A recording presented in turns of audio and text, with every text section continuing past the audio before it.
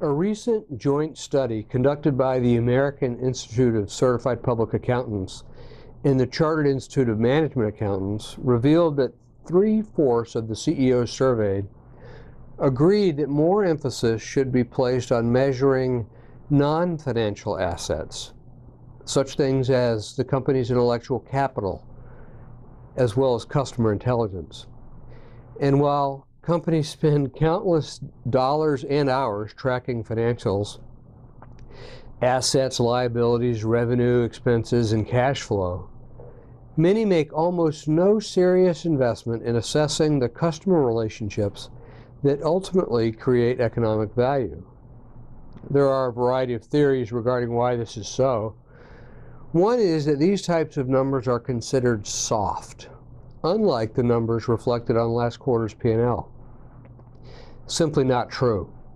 For example, many companies conduct frequent surveys asking customers how likely they are to recommend a product or company to friends or colleagues.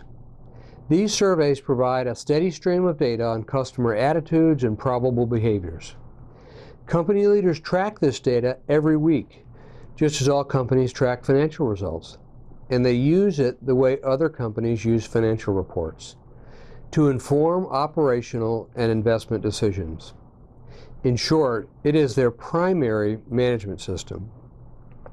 Another commonly cited reason is that while everyone wants more customer intelligence and better versions of it, there are many different avenues to take in pursuing it.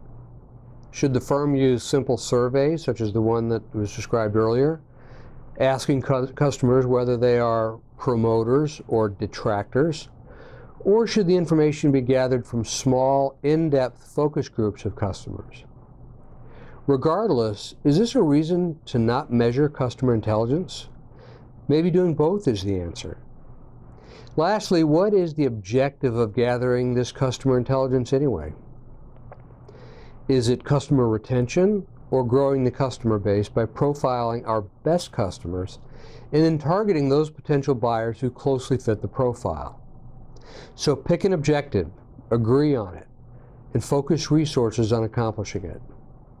One thing we do know is that there is a hard economic benefit for those customers who emphasize customer intelligence and act on it. At the fast-growing company Rackspace, its CEO makes a point of reading customer survey data the first thing every day.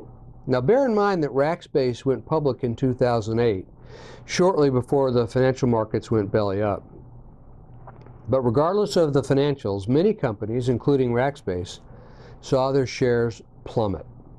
Rackspace's response was to double down on its commitment to what it calls fanatical support for customers, and it launched a broad set of customer-focused initiatives, including pricing changes, a reorganization of frontline phone reps into cross-functional teams, and a commitment to building a state-of-the-art process of gathering and acting on customer feedback. The bottom line, customer churn rates declined by more than 1/3.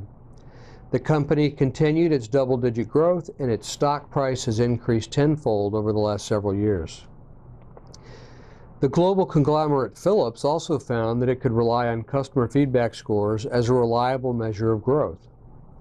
Studying individual accounts in its lighting business, the company found that revenue grew 69% for accounts where scores increased, and just 6% for accounts where scores held steady. Accounts with declining scores saw revenue fall by 24%. Moreover, its business lines, which enjoyed industry-leading scores, outgrew those where Philips lagged the competition by 5 percentage points. Philips used this data along with profitability figures to develop the right investment strategy for each line of business and each customer account.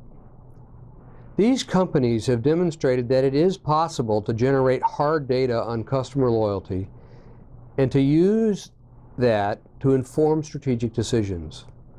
We think it's time that all those other CEOs got their wish: more information about non-financial assets. After all, can you really run a business without information about the asset, customers, that provides the source of all positive cash flow?